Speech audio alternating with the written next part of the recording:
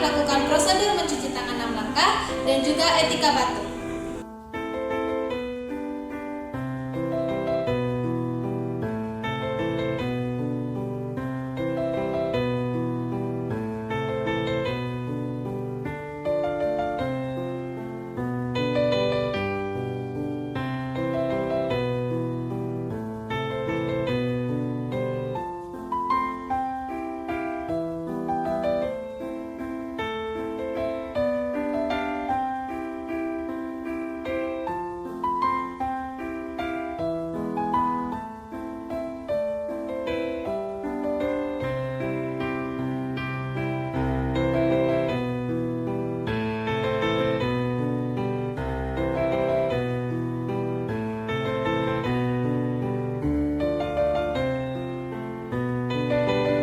Selanjutnya adalah etika batuk.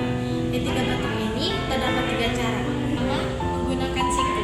Tujuannya agar bakteri atau kumannya tidak menyebar kemana-mana. Selanjutnya, menggunakan tisu.